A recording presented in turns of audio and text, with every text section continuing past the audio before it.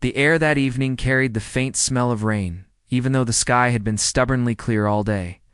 The kind of blue that looks painted on, as if no cloud would dare smudge it.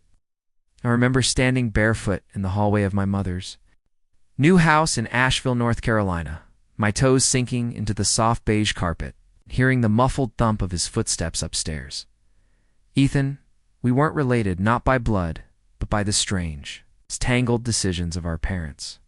My mom had met his dad at a wine-tasting event 2 summers ago. Something about soulmates late in life and why not take a chance. 6 months later, they were married. 6 months after that, I found myself hauling boxes into this new 2-story colonial with the wraparound porch and the creaky wooden stairs that would eventually become a map of all the moments I wish I could unwalk. He had been upstairs when we first arrived. Door closed, music faint. I thought he was ignoring me. Later, I realized he was just giving me space, or maybe giving himself space. That summer, I was 19. He was 22. And there were things we didn't say, things we didn't even let ourselves think, out loud, because we had been told in polite family terms that we were siblings now. But nothing about us felt like siblings. It started with glances, the kind you don't mean to hold too long. The kind you only notice in the quiet moments, like when you catch someone looking at you in the reflection of a window, not realizing the glass is more mirror than clear. Ethan was. It's difficult to describe without sounding obvious. Tall, but not the gangly kind. Shoulders broad enough to make doorways look narrow. Hair the kind of brown that caught gold in the sun. He wasn't overly social. Wasn't the guy laughing the loudest at a party. But when he spoke, people listened. And me? I was still figuring out where I fit, not in this house. It's not in this new version of family I'd been through. The shuffle of divorced parents and new marriages enough times to know the script. Smile politely. Be adaptable. Don't make waves. But underneath, I felt restless. Like my skin didn't quite fit anymore. That night, the first night that mattered, I couldn't sleep. The rain smell had gotten stronger, and somewhere out in the distance, thunder grumbled like a warning. The house felt bigger in the dark, the air colder. I found myself in the kitchen, barefoot, sipping water from a glass and staring out at the porch. I didn't hear him come down. "You're up late." His voice, low, warm, startled me. I turned, clutching the glass like it was going to protect me. He was in a t-shirt and loose sweatpants, hair slightly messy, like he'd been half asleep. "Couldn't sleep," I said. "Too quiet?" He smirked faintly. "It's never quiet here. You just have to know what to listen for." I frowned. "Like what?" He stepped closer, resting a hand on the edge of the counter. "Cicadas in the trees. The creak of the floor upstairs when the AC kicks in. It's the ice in the fridge settling. The house talks if you pay attention." I laughed softly, shaking my head. "You make it sound haunted." "Maybe it is," he said, but his eyes weren't on the walls. They were on me. It wasn't what he said. It was the silence after. The weight of it, that moment, hung in the air like something suspended between us. He poured himself water. I took a sip. And for some reason, I couldn't stop looking at the way his hand wrapped around the glass. Stupid, ridiculous, but my heart had started that slow. Unsteady climb, the kind where you know you're on a ride that's about to drop, but you don't know how far, he noticed.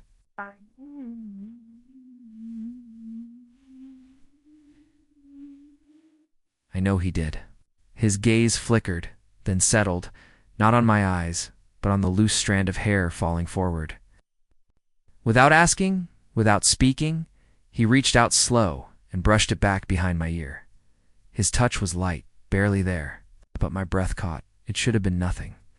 It should have been one of those casual, sibling-like gestures that meant absolutely nothing. But it didn't feel like nothing. It felt like the start of something dangerous, and maybe we both knew it after that. The rules, the unspoken ones.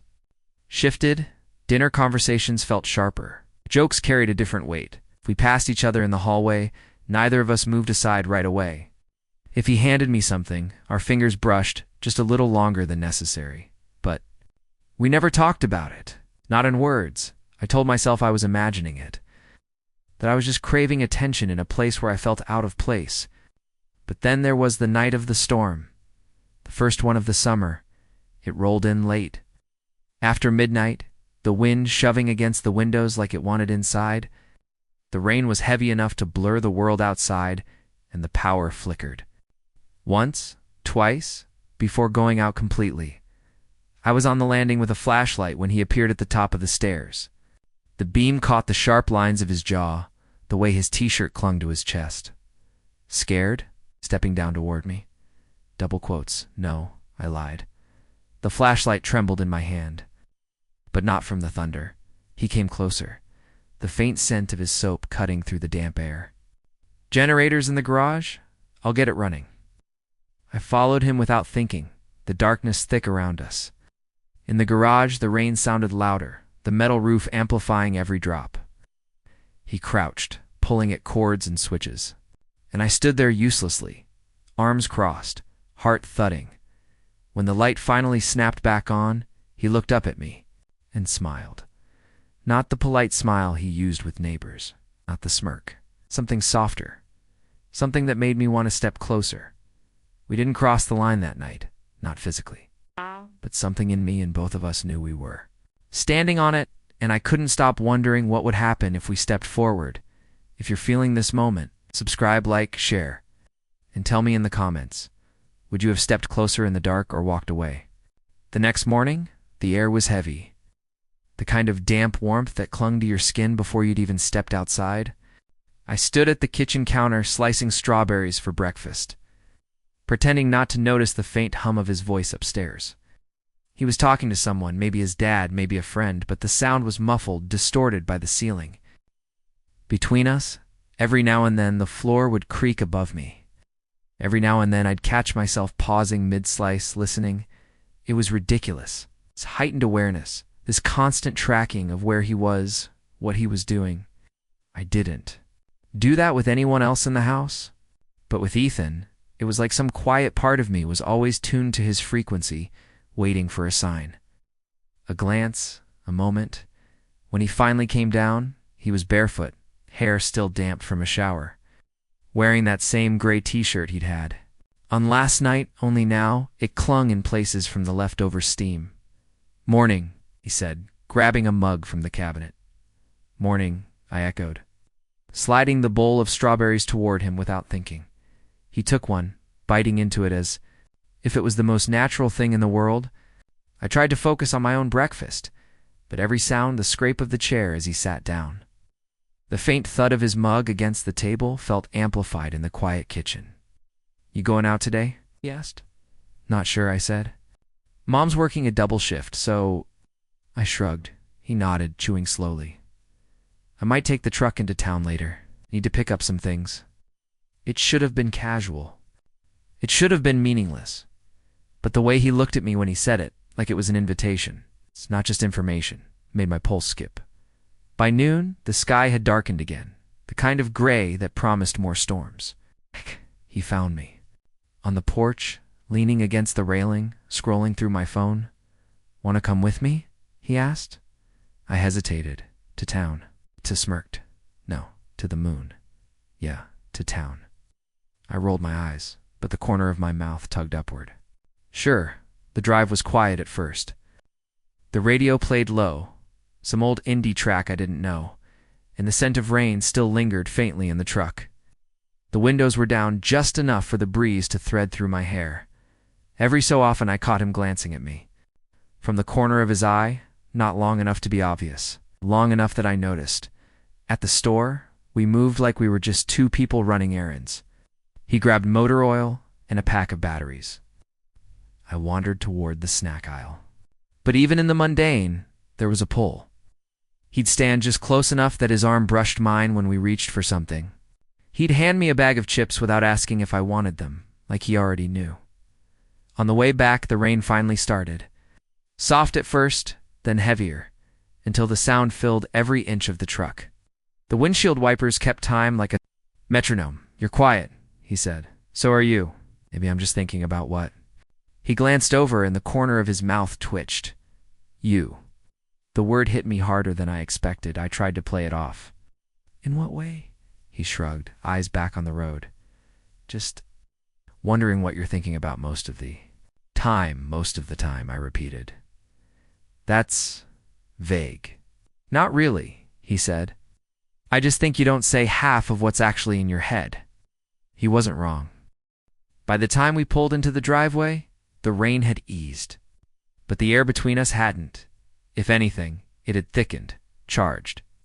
Like the seconds before lightning, we carried the bags inside. He set his on the counter. I started putting things away. That's when it happened. Small, almost forgettable. But not to me. I reached for a box on the top shelf and couldn't quite get it. Before I could try again, he stepped in behind me, his hand brushing mine as he took it and slid it into place. The closeness was brief. A second, maybe less. But I felt every inch of the space between us collapse in that moment. I didn't move. Right away, neither did he. Then, like nothing had happened, he stepped back and opened a bottle of water.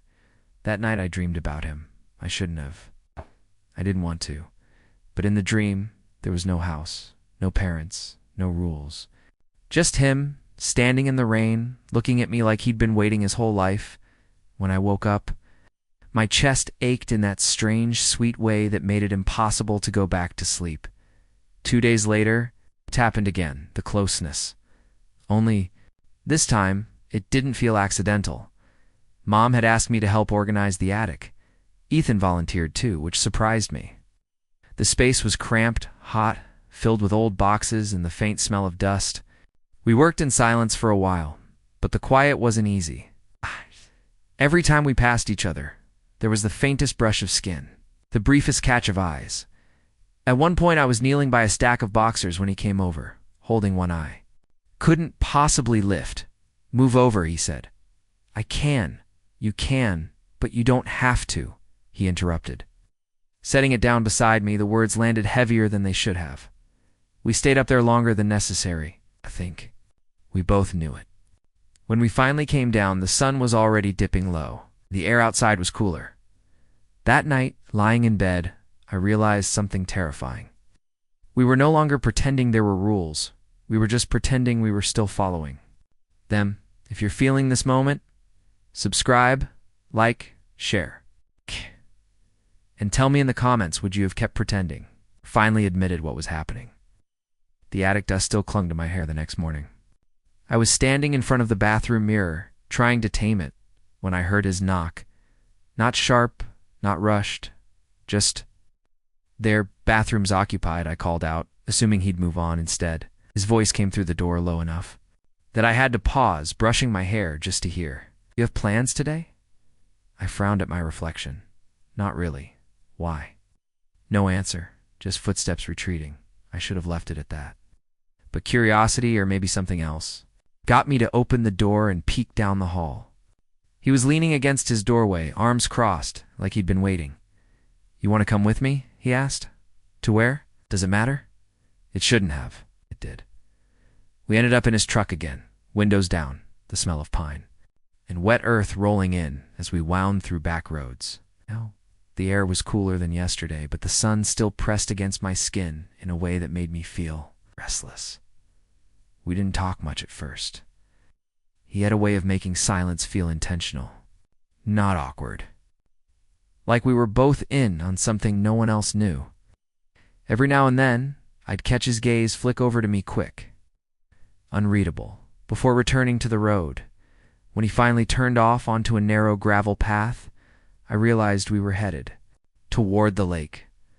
The lake was quiet, the kind of quiet that felt bigger than you. The water caught the sunlight in shards, and the trees surrounding it seemed older than the town itself. He grabbed a cooler from the back of the truck, handed me a folded blanket. "Pick a spot." I found a patch of grass near the edge, close, enough that the water lapped at the shore just a few feet away. We sat. Shh. The air smelled like damp wood and something faintly sweet, maybe honeysuckle drifting from the trees. For a while, we just sat there, eating sandwiches he'd packed.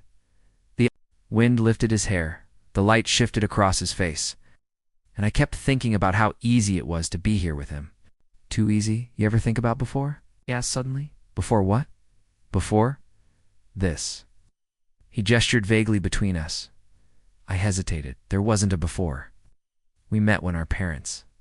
That's not what I mean. I looked at him. Then what do you mean? His gaze held mine, steady, but something unreadable flickered there. Never mind. I didn't push. Not because I didn't want to know, but because I was afraid I already did. Later, when the sun started dipping low, we didn't leave right away. He stretched out on his back, one arm behind his head, eyes closed. I lay down too, the grass cool. Against my skin, from this angle, the sky looked endless, painted in layers of gold and soft gray. I don't know how long we stayed like that. Space between us, shrinking by slow degrees, until I could feel the heat radiating off him. My hand shifted in the grass, almost without my permission, till my fingertips brushed his. He didn't pull away, and neither did I. By the time we got home, air between us was thick again, the kind of charged heaviness that made me hyper-aware.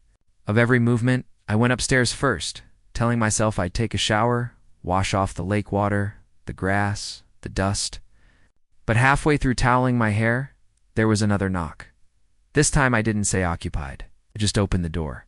He was leaning against the frame, damp from his own shower, t-shirt sticking to his shoulders. "Hey," he said. "Hey there." Was a pause too long for something casual.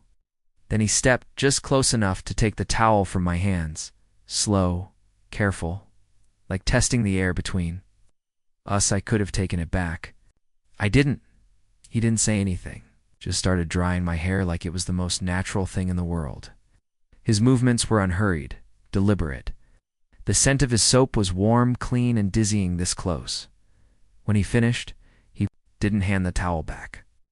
He just stood there, looking at me in a way that made it hard to breathe. I didn't move. He didn't either then. As if some invisible thread finally snapped, he stepped back. Good night. He was gone, but I didn't sleep.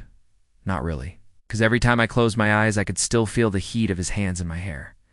And the space between us, smaller than it had ever been. The next morning, the light was strange, filtered, soft, like the world had been wrapped in gauze overnight. I woke to the sound of rain, not the heavy, pounding kind, but a steady drizzle. Tapping against the window, the air in my room felt cooler, almost damp, and for a few seconds I stayed still, listening to it. There was something about rainy mornings in this house. They made everything feel slower, quieter, like time was. Holding its breath, I heard movement in the hallway, the faint creak of the floor outside my door. Then his voice. "You awake?" It was just above a whisper, but it felt louder in the stillness. "Yeah," I said, my own voice sounding smaller than I meant it to. The doorknob turned halfway, then stopped. "Want coffee?" "Sure." By the time I came downstairs, the smell of it filled the kitchen. He was leaning against the counter, one hand around a mug, the other braced on the edge like he'd been waiting. He'd thrown on a dark hoodie and jeans, his hair still slightly damp from a shower. I didn't know why I noticed those things in such detail, but I did. He poured me a cup without asking how I took it and got it right. We sat at the table, rain streaking down the glass behind him. For a while, neither of us said much. Just the sound of mugs setting down, rain against windows, the occasional low rumble of thunder. "You want to go somewhere?" he asked suddenly. "In this weather? Why not?" I hesitated. "Where?" He smiled faintly, but didn't answer right away. "You'll see." We ended up at an old bookstore on the edge of town, the kind with creaky wooden floors and aisles to narrow, for two people to pass without brushing shoulders. The air inside smelled like dust and paper and rain drifting in through the propped taupen door. I wandered toward the fiction shelves.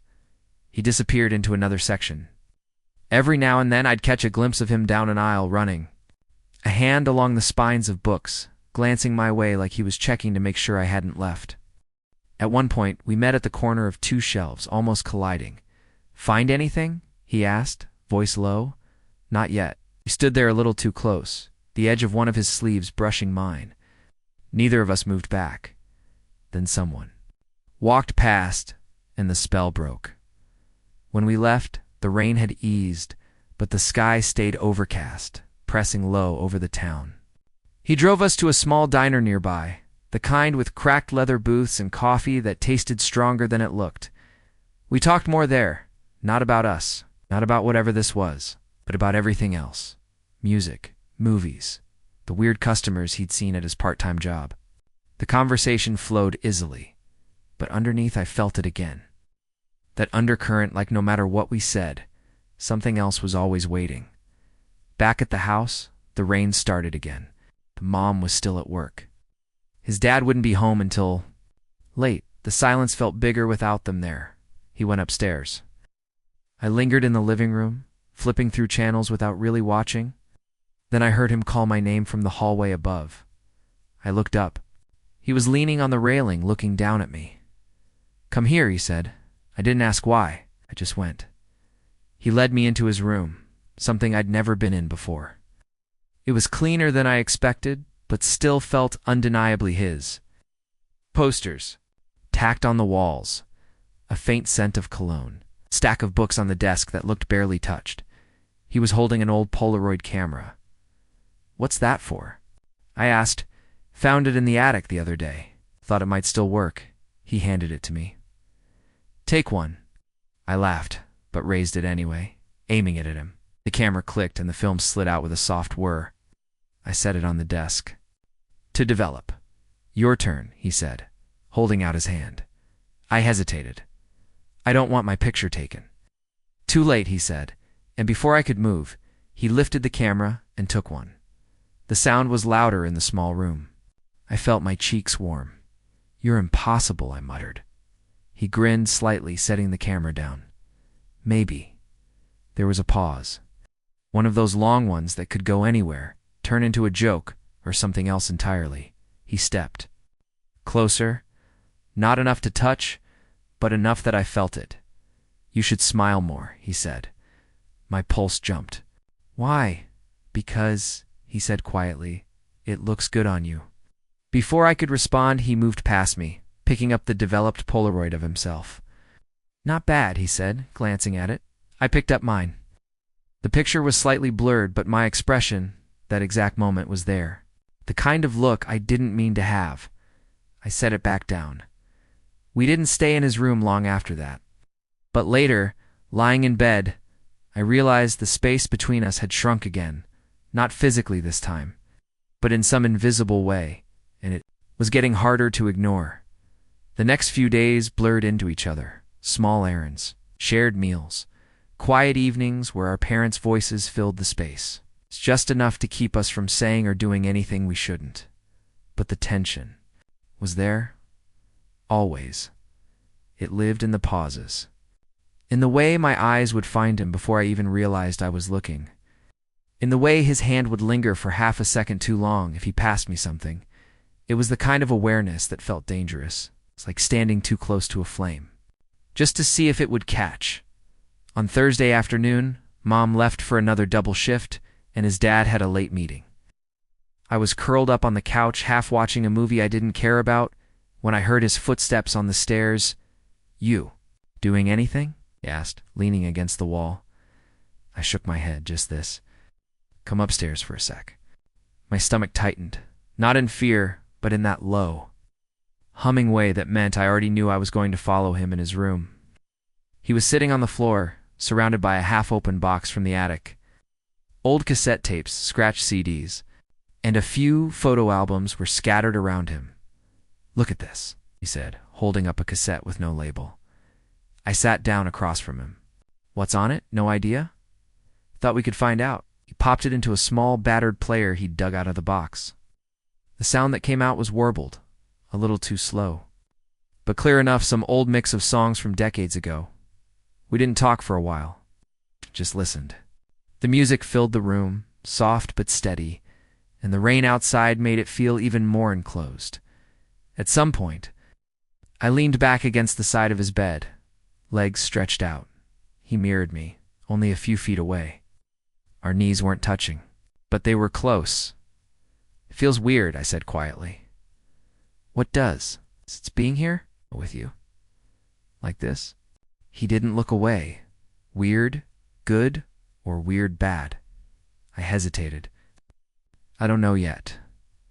The song changed, slower, softer, and the space between us felt smaller than ever. I could feel my heartbeat in my hands, my throat, everywhere. Then, without thinking, I reached out and took the Polaroid he'd taken of me the other day from the edge of the bed. "You kept this out?" I said, "Yeah." "Why?" He shrugged, but his eyes stayed on mine. "I like it." Something shifted in the air. Not loud, not obvious, but enough that I felt it deep in my chest. I set the picture down carefully. My fingers brushed his, as I did. Neither of us moved away. For a moment that was it, just the faint contact, the quiet. The sound of rain and old music wrapping around us, and then it happened. He reached up, almost slow enough to stop himself, and tucked another loose strand of hair behind my ear. It was the same gesture as that first night in the kitchen, but different. Closer. Warmer. His hand didn't fall away right away this time. I should have moved. Off. I should have done anything except what I did, which was nothing. I stayed there, letting him touch me, like it wasn't wrong. Like we weren't breaking some invisible rule, and then softer than the sound of rain, I heard him say my name. It wasn't a confession. It wasn't even a question. But it was enough to make my breath catch. He leaned in just slightly, not enough to close the space, but enough to make it impossible not to notice. My heart was pounding, my mind a mess of warning signs I didn't want to read. Before either of us could take it further, the sound of a car pulling into the driveway snapped the moment in half. We both froze. He stood first, shoving the cassette player back into the box. I grabbed the Polaroid and set it exactly where it had been. By the time his dad walked in, we were sitting on opposite sides of the room, talking about nothing. But my skin still felt warm where he'd touched me. That night, lying in bed, I realized something I hadn't let myself admit before. It wasn't a matter of if we'd crossed the line anymore. It was when the house was quiet the next morning. Too quiet.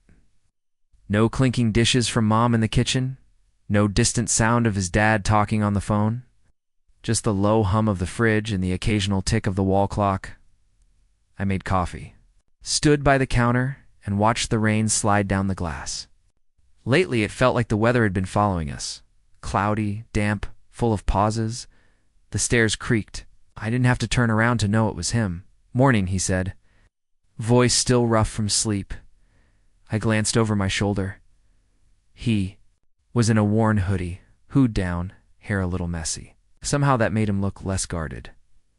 "Morning." Came to stand next to me, close enough that our elbows nearly touched. I felt it, that awareness that was always there now, but I didn't move. Neither did he. "You busy today?" he asked.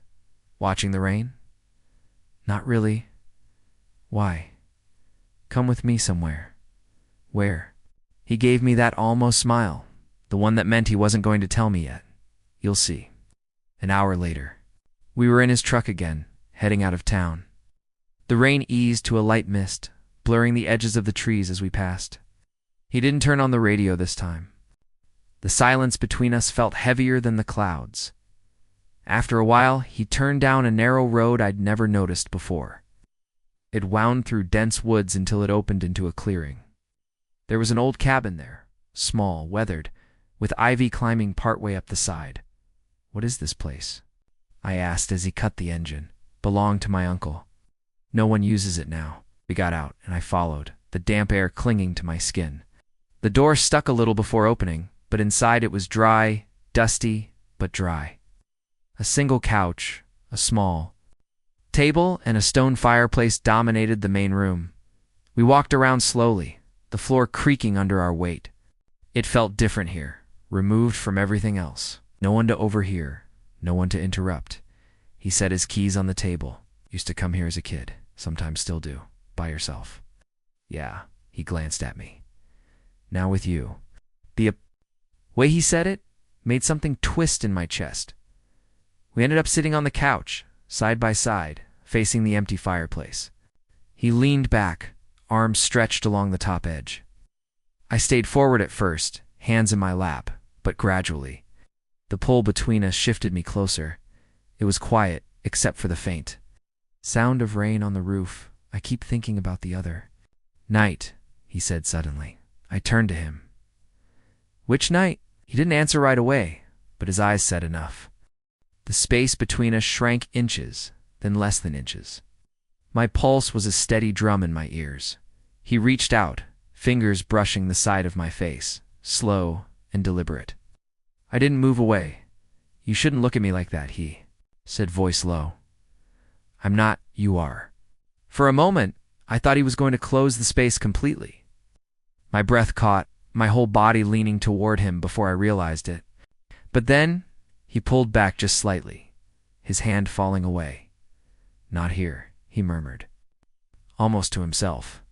We sat in silence after that, both of us pretending to look at the fireplace, neither of us really seeing it. On the drive back, the tension was almost unbearable. Every time the truck hit a bump, our knees brushed, and every time it happened, neither of us moved away. When we got home, the spell didn't break, not completely. That night, after dinner, I went upstairs and found myself standing outside. His door, I didn't knock. I didn't even know what I was doing there until he opened it from the inside, like he'd been about to leave. We froze. You okay? He asked. I nodded, though I wasn't sure it was true. For a long moment, we just stood there, too close, too still. Then he stepped aside, letting me in. His room felt warmer than the hallway. He closed the door, not locked, but shut, and leaned against it, watching me. Why are you here? I could have lied, said I needed something, but the truth slipped out before I could stop it. I don't know. He crossed the room, slow, like giving me time to change my mind. I didn't. When he was right in front of me, the air between us felt like it was humming. His hand lifted not to touch me. It's not yet, but close enough that I could feel the heat from it. We're not supposed to, I whispered. I know, neither of us moved for what felt like forever. Then, just when I thought I'd have to step back or forward, there was the sound of the front door opening downstairs. We both flinched. He stepped back first, running a hand through his hair. Later, he said quietly. I left his room without looking back, but my hands were shaking. Later didn't come that night, or the next. But the words stayed in my head, not just as something he'd said, but as a promise. And a promise like that doesn't fade. It waits. For 2 days, we were careful. Too careful. We spoke less. We crossed paths less, like pudding. Space between us might erase what almost happened. But every time I caught his eyes, I knew it hadn't gone anywhere. The thing between us wasn't gone. It was just pacing. It was Saturday afternoon when it broke. Mom was away for the weekend visiting a friend. His dad was at a conference 2 towns over. The house was ours in that rare echoing way where every sound feels louder because there's no one else to hear it. I was in the kitchen making tea when he came in. No hi, no casual question. Just walked in, opened the fridge, got a bottle of water. Want to do something? He asked without looking at me. I set the mug down. Slowly, like what? He shrugged. Taking a drink? I don't know, just something. We ended up outside. The rain had finally stopped, leaving the yard damp and the air smelling fresh, green, alive. The grass squished slightly under our shoes as we walked without direction past the porch. Toward the edge of the trees, we followed the narrow trail into the woods, not saying much. The sound of our footsteps on wet leaves was the only thing breaking the quiet. About 10 minutes in, the trail opened into a small clearing I'd never seen before. A fallen log sat near the center, half covered in moss. He sat first, leaning forward with his elbows on his knees. I stayed standing, looking around. This where you bring all your guests? I asked lightly. You're not a guest? It was meant as a simple reply, but the way he said it made the air shift. I sat beside him. The log was damp under me, but I didn't care. We were close enough that our arms almost touched. Almost that word had started to feel like its own kind of torture. "You've been avoiding me?" said suddenly. "I haven't. You have." I looked at him, ready to deny it again, but stopped when I saw his expression. He wasn't accusing me. He was just stating it. "Maybe I thought we needed space," I said quietly. "And did it help?" I shook my head before I could stop myself. He exhaled slowly, looking down at the ground. I don't know how much longer I can do this. My heart skipped. Do what? Pretend? The word felt heavy between us. I didn't answer right away. Just sat there, my pulse loud in my ears, my fingers curling against my palms. When I finally spoke, my voice was low. Then stopped pretending. His head turned toward me, slow, like he wanted to make sure he'd heard me right. For a long moment, we just stared at each other, the quiet around us thick enough to feel. Then, without warning, he closed the distance. It wasn't a kiss. It's not yet. But it was closer than we'd ever been. His hand lifted to my face again, the way it had before, but this time it didn't stop at my hair. His thumb brushed along my cheekbone, and I could feel the faint tremor in it, like he wasn't as steady as he wanted to seem. The space between our mouths was small enough that one breath would close it, and maybe it would have if not. For the sudden sharp crack of a branch breaking somewhere behind us, we both jerked back, glancing toward the trees. A deer bounded away through the undergrowth, white tail flashing once before disappearing. The moment was gone, but not lost. We walked back in silence. His hand brushed mine once, and I didn't know if it was an accident or not. I didn't ask. Back at the house, the air felt different. Charged, like both of us knew the line had thinned to almost nothing. That night, I couldn't sleep. I lay in bed staring at the ceiling, hearing every small sound in the house. The wind. Against the windows, it's a faint tick of the clock in the hallway, it's a creak of the stairs. I sat up when I heard the second creak, then another. And then he was there.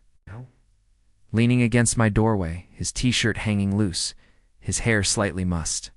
Can't sleep, he asked. I shook my head. He stepped inside, closing the door partway behind him, not all the way. Just enough for a second. We didn't move. Then he crossed the room, stopped beside my bed. Move over, he said softly. I did. He sat. The mattress. Dipping under his weight, the space between us smaller than it had ever been. We didn't touch. Not yet. But the air between us. It wasn't just charged anymore. It was ready. For a while, neither of us said anything. We didn't have to. The quiet wasn't awkward. It was heavy, full, like the silence itself was leaning closer, waiting. For one of us to move first, I could hear his breathing slow, steady, but deeper than normal. My own felt shallow in comparison. Like I didn't trust my lungs to behave if I let them fill completely. He shifted slightly, his knee brushing. Mine under the blanket. A tiny accidental touch that still sent a sharp current up my spine. You're warm, he murmured, almost to himself. I turned my head toward him. So are you. The lamp on my nightstand was still on, casting a soft, golden light across the room. It made his hair look darker, his eyes sharper. I'd never noticed how his pupils seemed to catch the light and hold it. Like he was built to look right through you. And that was the thing, he was looking right through me. Like every thought I'd had these past weeks was sitting there. Between us, and he was reading each one without me saying a word. Do you ever? He started, then stopped. His jaw flexed like he was searching for the right way to phrase it. What? I asked. He looked down at his hands, then back up. Do you ever feel like something's supposed to happen? And it doesn't matter if it's right or wrong, because it's already in motion. I swallowed. Yeah, his gaze didn't move from mine. That's what this feels like. The space between us was gone before I realized either of us had.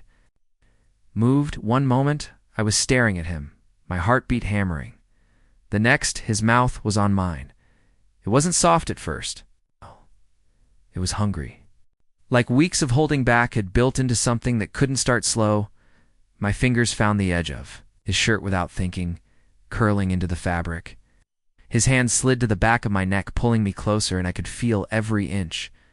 Of him against me, the warmth, the weight, the way he didn't seem willing to let go. When we broke for air, it was only for a second. Just enough for him to rest his forehead against mine. This is wrong, he said, his voice rough. I nodded. I know. We kissed again anyway. The blanket slid from my shoulders. His hand found mine, fingers locking. Everything felt sharper, the texture of his shirt under my palm, the faint scrape of stubble along his jaw, the heat rolling off him like he'd been holding this in too long. I thought about pulling back. I thought about what it would mean. If we didn't, but the thoughts didn't win. It's not tonight. When he finally leaned back, it wasn't far. His eyes searched mine, almost like he was checking if I regretted it already. I didn't. He must have seen that because his hand lifted. To my face again, thumb brushing just under my lower lip like he was memorizing the feel. We didn't say goodnight. He just stayed. We talked quietly for a while after that, about nothing and everything. Old memories. It's random things we'd never told each other. His voice in the dark felt different, lower, slower, like it was meant for my ears alone. At some point, I must have drifted off. I woke hours later to find him still there, breathing slow and steady beside me. His arm was draped loosely over my waist, not holding me, but they're all the same. By morning, he was gone. But the pillow beside me was still warm. The next few days were strange. Not awkward exactly, more like we were both pretending nothing had changed while knowing everything had. We still had the same casual banter, the same routines, but sometimes I'd catch him looking at me from across the room, and I'd remember exactly how his hand had felt on my neck. It was Wednesday night when the next shift came. We'd been watching a movie in the living room, sitting on opposite ends of the couch. The lights were low, the only glow coming from the screen. At some point, I stretched my legs out, and my foot brushed his thigh. Neither of us moved it away. By the time the credits rolled, I'd inched closer without realizing. He was leaning back, one arm draped along the back of the couch. My shoulder was almost under it. Almost he looked down at me, one corner of his mouth lifting. "You're doing it again," he said. "Doing what? Pretending you're not? Where you want to be?" The air thickened between us. I opened my mouth to answer, but he'd already shifted, his hand sliding into my hair. And just like before, the kiss came fast. But this one wasn't hungry. This one was slow, drawn out, unhurried. Like he wanted to make sure I felt every second of it. When he pulled back, he didn't say anything. Neither did I. We didn't need to. The kiss lingered in my head long. After it ended, it wasn't the kind of moment you could just shrug off. Not when every nerve in your body still hummed with the memory of it. I could still feel his hand in my hair, the way his thumb had rested just behind my ear like it belonged there. We didn't move right away. We just sat there, close enough to feel the warmth from each other, staring at the TV without seeing it. When the silence finally broke, it wasn't with words. It was with the faint brush of his fingers against mine, barely there, as if he was testing whether I'd pull away. I didn't. Our hands stayed like that, side by side, until the world outside. The living room felt like it had stopped moving. It was late. The kind of late where even the house seemed to be asleep. "I should," he started, but my voice trailed off because I didn't know how to finish the sentence. "I should, what? Go upstairs. Pretend tonight never happened?" His eyes stayed on me. Stay a little longer. And so I did.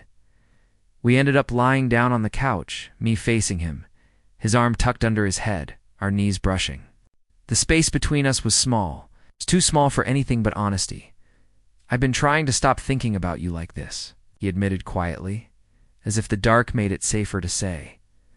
"But it's like every time I see you, it gets worse." Throat felt tight. "You think I haven't been?" "I know you have," he cut in, a faint smile touching his lips. "I see the way you look at me." There wasn't a map for this. No rule book for what we were doing. We were just in it. And maybe that's why my hand found his shirt again, curling in the soft fabric like I needed to hold on to something. His other hand slid to my hip, not pulling, just resting there, a weight that grounded me even as my pulse climbed higher. When we kissed again, it wasn't rushed this time. It was careful, deliberate. The kind of kiss that asked questions instead of taking answers.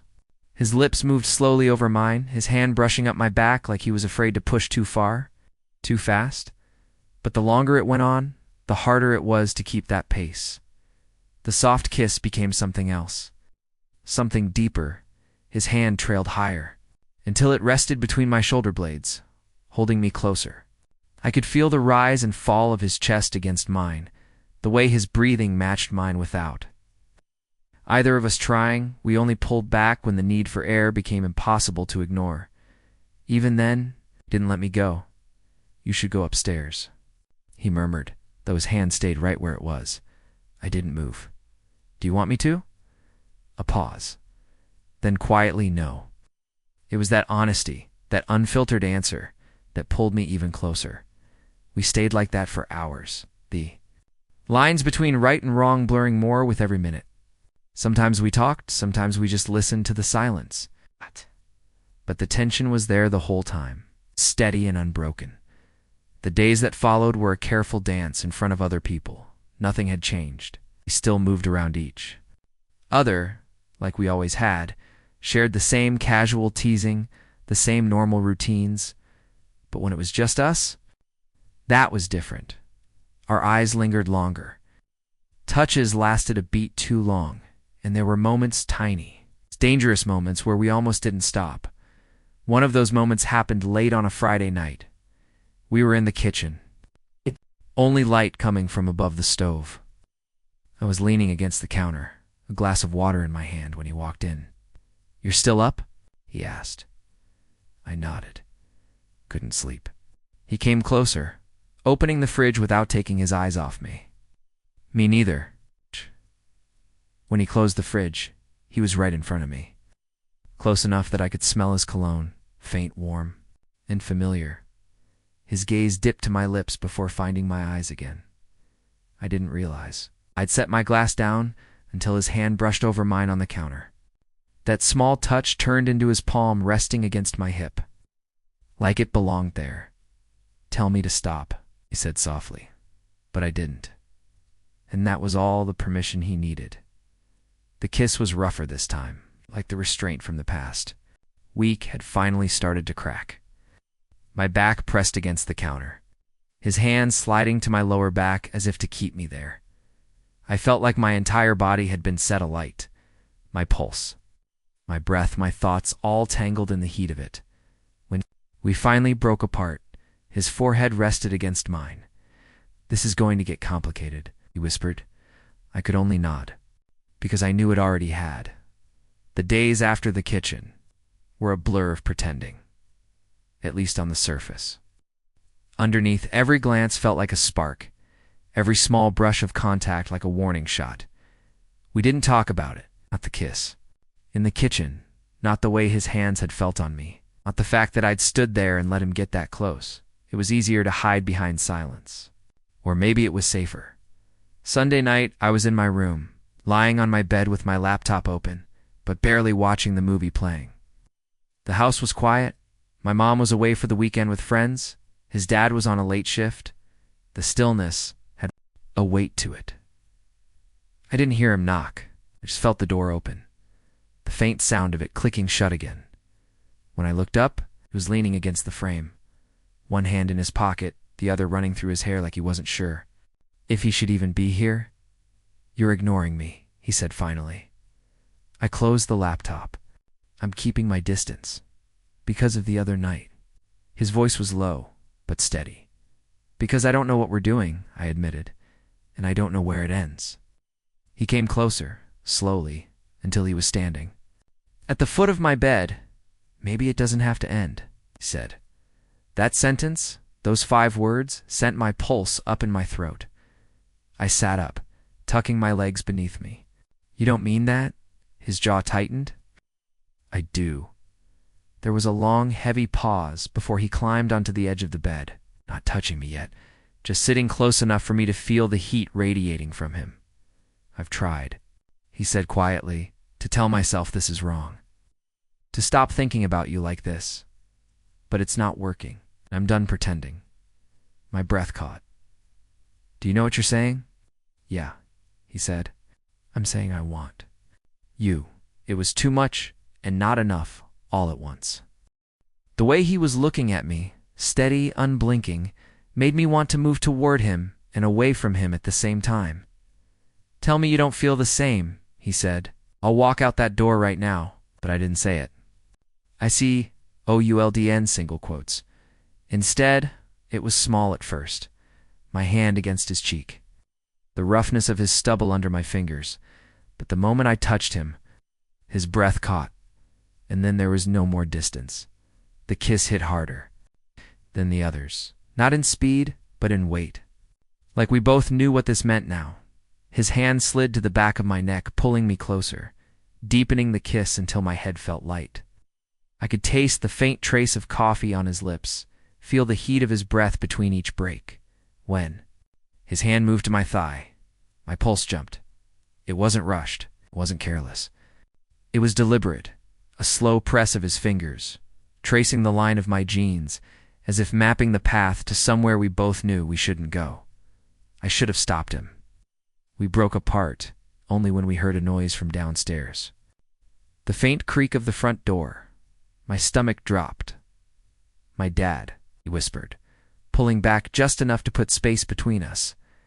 I scrambled off the bed, my heart pounding so loud I swore it could be heard down the hall. The next morning, we didn't talk about it. He didn't bring it up over breakfast, and I didn't ask. But the air between us was heavy, loaded with everything that almost happened. We both knew the truth. We'd crossed a line the moment we stopped pretending we didn't want to. That night, I found myself in the living room again. The lights were low, the TV flickering with some show I wasn't really watching when he walked in. I didn't move. "Thought you were going out," I said. "Changed my mind." He dropped onto the couch beside me. Not close enough to touch, but close enough to make my skin hum. After a minute, he leaned back, his arm resting along the back of the couch, a casual move that still felt like a silent invitation. I took it. I didn't even think about it once. My head was against his shoulder, his hand slid down, brushing my arm in lazy, slow movements. "You're making this harder," I murmured. He smiled faintly. "Good."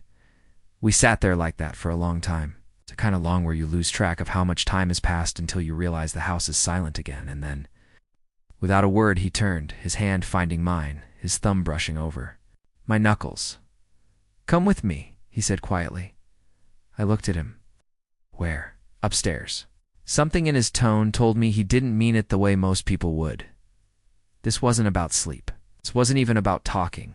It was about deciding, and I knew without asking that once I followed him upstairs, there wouldn't be any going back.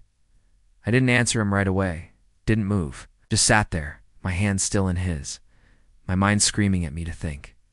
While my body was already leaning toward him, his thumb brushed over my knuckles again. Slow, measured, like he knew every heartbeat was bringing me closer to saying yes. The living room felt suddenly too small, too charged, like the walls were closing in. I started, then trailed off. "You do," he said softly. "You just don't want to say it out loud." The worst part was right. I wasn't afraid of wanting him. I was afraid of what came after, but when he stood, still holding my hand and tugged gently toward the stairs, I didn't pull back. The climb felt longer than it ever had before. Every creak of the steps seemed louder. Ow. Every shadow stretched longer in the dim light.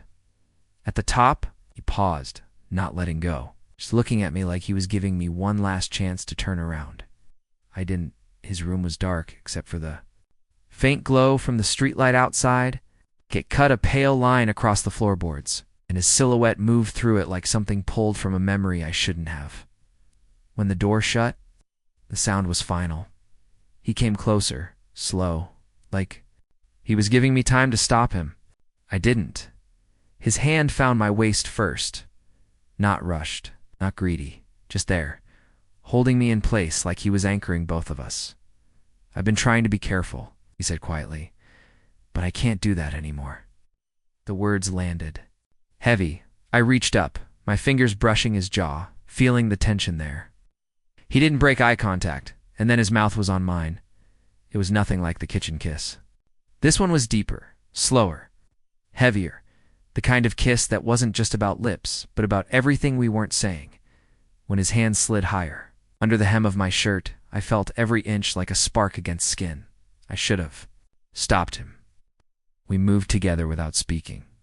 The kind of wordless understanding that comes from knowing this was the moment we'd been circling for weeks. The streetlight caught the edge of his face when he pulled back just enough to look at me, breathing hard. "Say it," he whispered. My heart was pounding so loud I could barely hear my own voice when I did. "I want you." That was it. The thing he'd been waiting for. He kissed me again, harder this time. I felt us both giving in to something bigger than hesitation. Clothes became less important, not in a frantic way, but in that slow, deliberate way, where every layer feels like permission. The air between us was hot now, charged, like the room itself knew what was happening. By the time I was on his bed, space between what we'd been and what we were now had completely disappeared. His hands were steady, his movements sure, like he'd been thinking about this as much as I had. There was no rush. Every touch felt like it was meant to be remembered.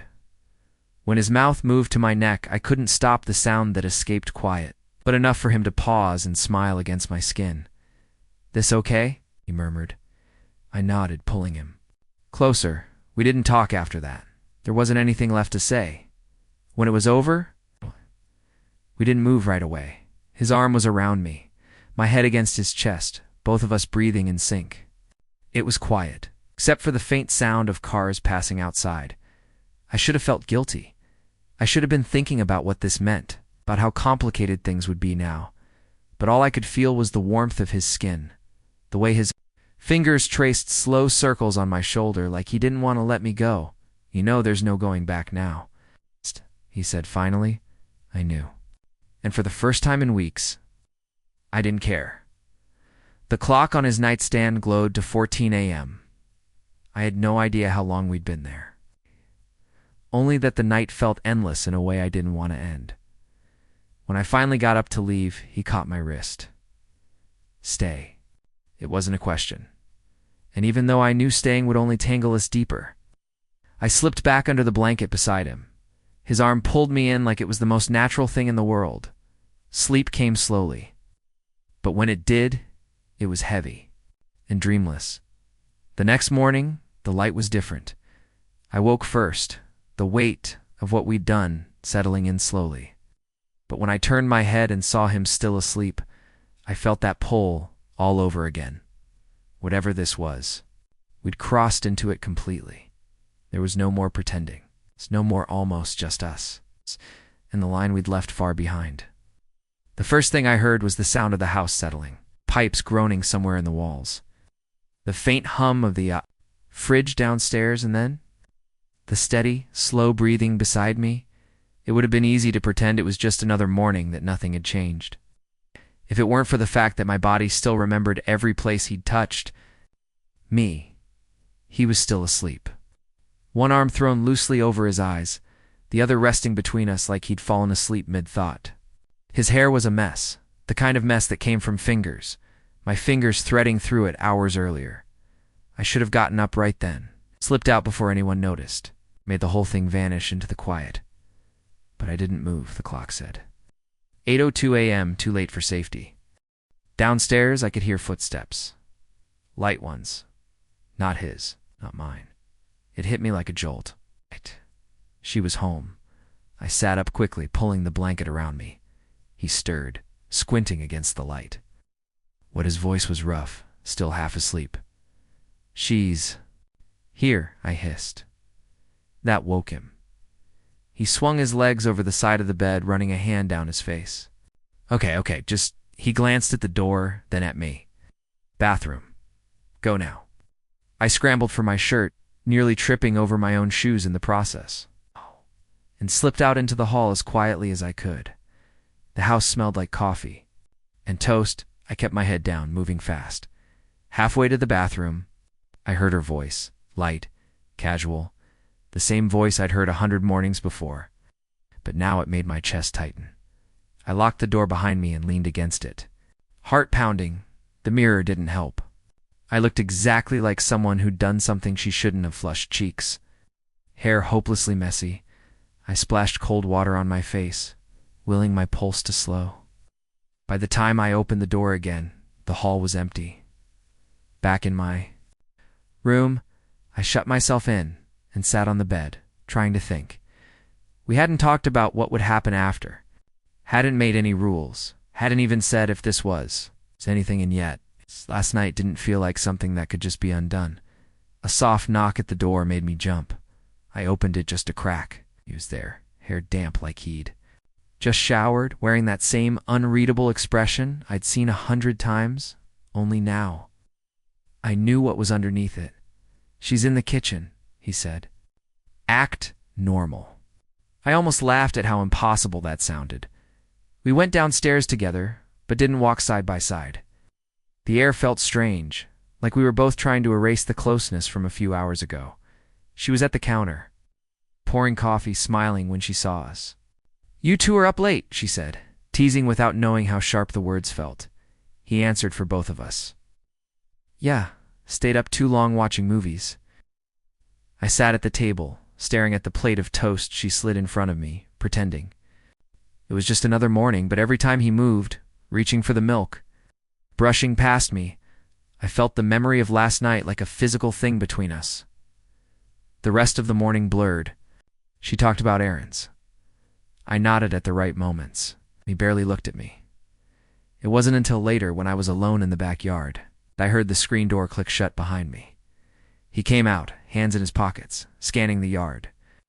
Before walking over, "You okay?" he asked quietly. I shrugged. "Are you?"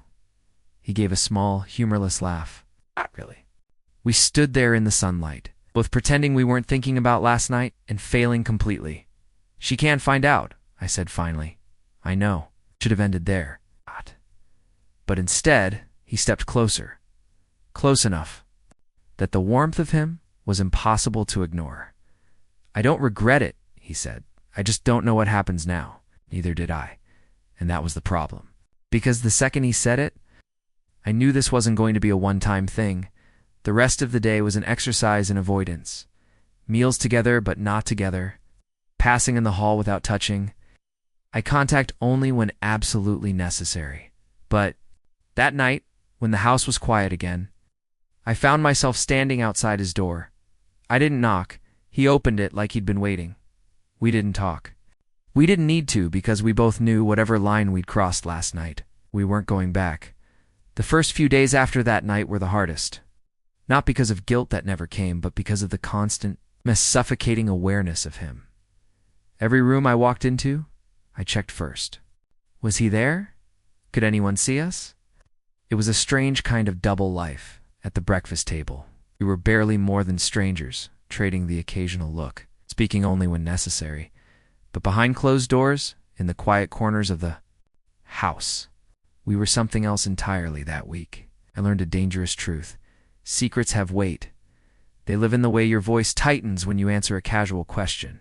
In the way you stand just a little too far from someone, not because you want distance, but because you're terrified of what happens if you don't. It was Thursday afternoon when the first crack appeared. I'd just come back from a coffee run, juggling a cardboard tray of lattes in my bag. He was in the living room, sprawled on the couch, scrolling through something on his phone. She wasn't home. The second the door closed behind me, he was up, took the coffees from my hands, set them on the table without even looking.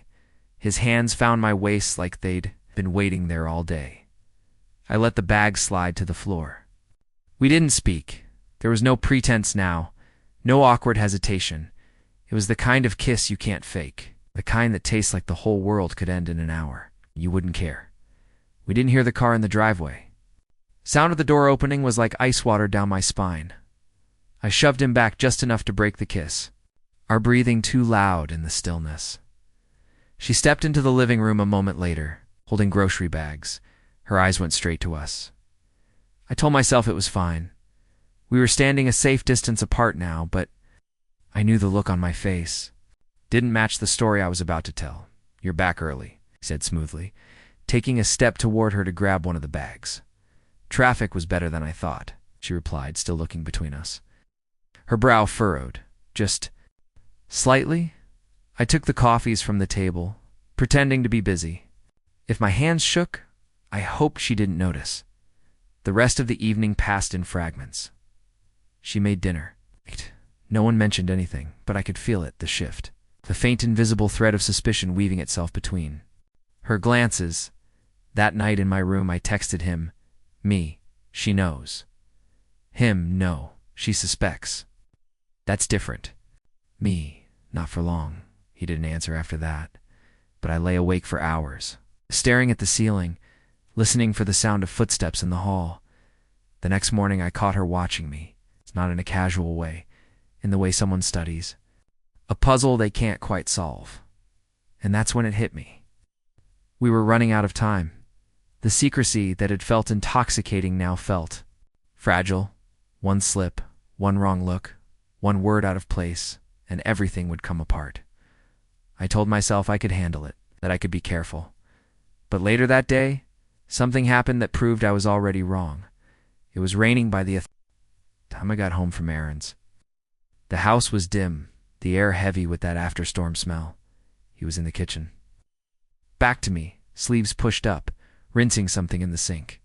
He turned when he heard me, and for a second we both forgot to play our parts. It wasn't a kiss this time. It was just the way he looked at me, like he was still tasting last night. And of course, she walked in at that exact moment. This time there was no pretending she didn't notice. Her eyes flicked between us, her mouth opening just slightly, like she was about to ask something. But instead, she just said, "Dinner in an hour?" and walked out.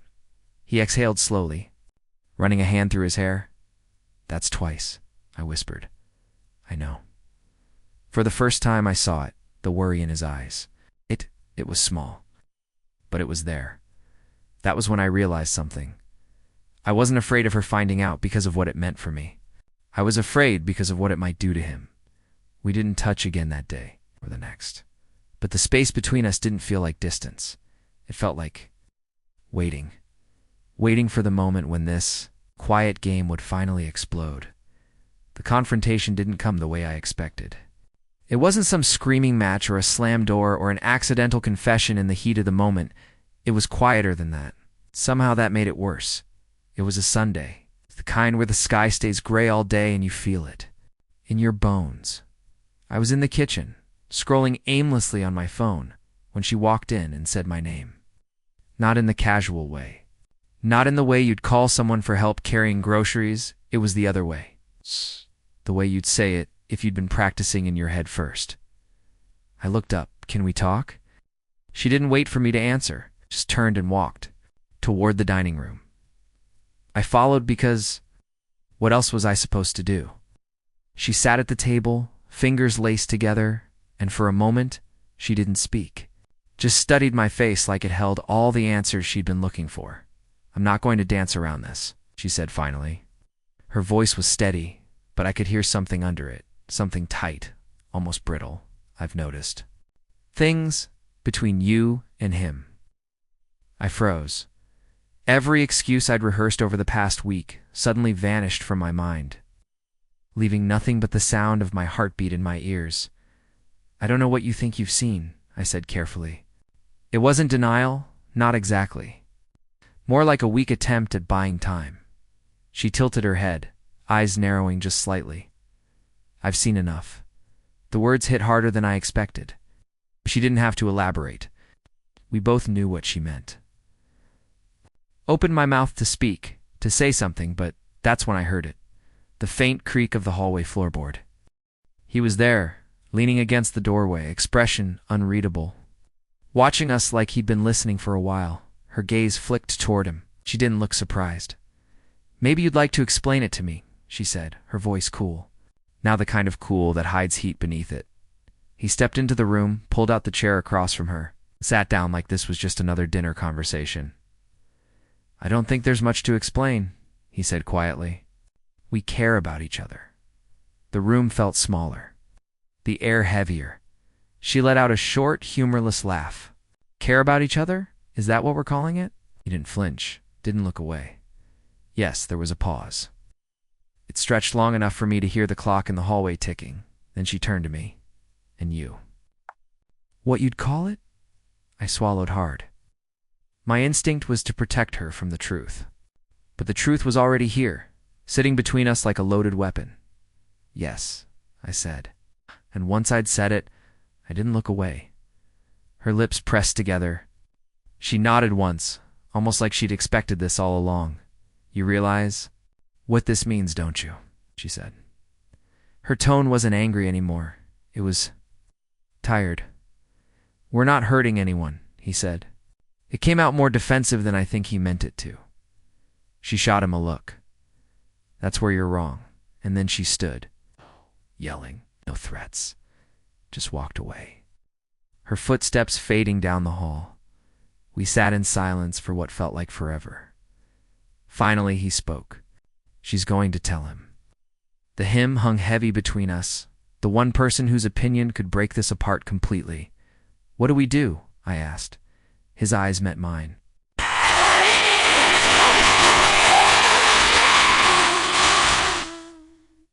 We decide if this is worth it. There it was. The choice was, it worth the risk? The fallout? The permanent shift in the family we'd known? I thought about the way his hand felt at the small of my back. The way his voice softened when it was just the two of us. The way every second apart felt like holding my breath. Yes, I said finally. It's worth it. Something in his expression changed.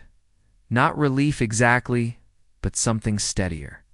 He stood, came around the table, and offered his hand like we were sealing some kind of pact. I took it. That night we didn't touch. Didn't need to. We just sat in my room. The door cracked open. Listening to the rain start again outside. In the morning, there would be fallout. In the morning, there would be conversations that couldn't be undone, but for now, just let the world stay quiet a little longer. And maybe that was the real crossing of the line, not the first kiss, not the nights we couldn't keep our hands to ourselves, but the moment we both decided we weren't going back.